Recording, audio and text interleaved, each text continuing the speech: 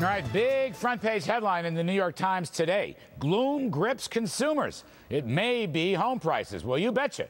Here's why consumers are in a funk.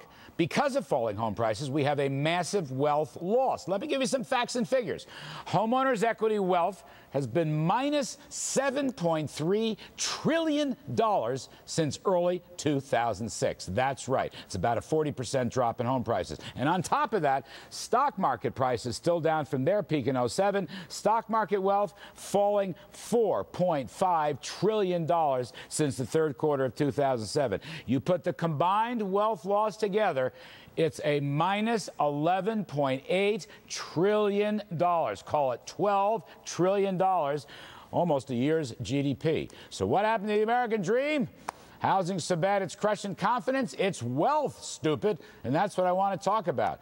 We have Susan Wachter, real estate professor at the Wharton Business School at Penn, and real estate attorney Stephen Meister. He's the author of Commercial Real Estate Restructuring Revolution. Look, I'll start with Steve. It's a great story in the New York Times, but confidence, sure, but confidence because people's homes and wealth and stocks have been shattered.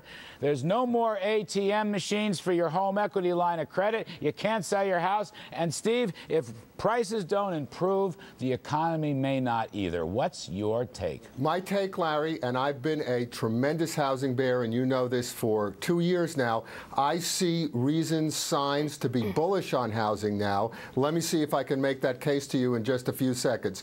The August existing home sales were up nearly 20% year over year. That happened, Larry, to over 5 million annually. That happened despite Hurricane Irene, despite tightened lending standards, despite appraisal problems, you know, matching the contract prices, and despite... but it's sales. It's sales leading to prices. The question you have to ask yourself from an analytic perspective, go to the heart of it. It's wealth. Wealth. Prices equal wealth.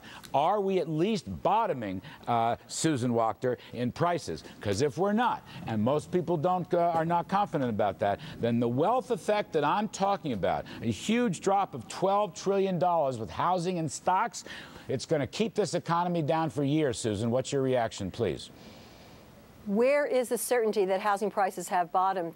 That's the key issue. Right. The confidence link is through the uncertainty in the housing market. And despite the fact sales were up, big part of that up was foreclosure sales. The uncertainty of the overhang of supply is haunting this market. See, I think, Steve, she's right. Now, I don't want to be too pessimistic. It may be that your point that there's a bottom in sales could lead to a bottom in prices. But, Steve, I want to ask you, even a bottom in prices, people are so far underwater in terms of their wealth. In other words, that's where the confidence problem is, the so-called wealth effect. And, oh, by the way, the stock market is not. The stock market is up from its all-time lows, but the stock market is still 20-something% below its all-time high. People have lost huge wealth in the last 6-7 years. Here's what I think the two of you are missing, okay? Rents are up, mortgage rates are at just over 30-year rates are at just over 4%, and we're almost a third off the peak. What that means is that housing affordability has never been greater. And contrary to what you're saying, for the last 4 months in a row, Case-Shiller has shown price rises. Now, they've been small, and I absolutely agree that the foreclosure overhang is going to keep a lid on an increase in prices for years to come, and that tremendous multi-billion-dollar, $8 billion loss of home equity will cause a crushing blow to $8 trillion. But Steve, $8 trillion. I'm sorry. Go ahead, Susan. But, Steve, there was a home price rise in the single digits at a time when people are in the buying season. Now we enter the season of not buying, but perhaps still the foreclosures coming to market.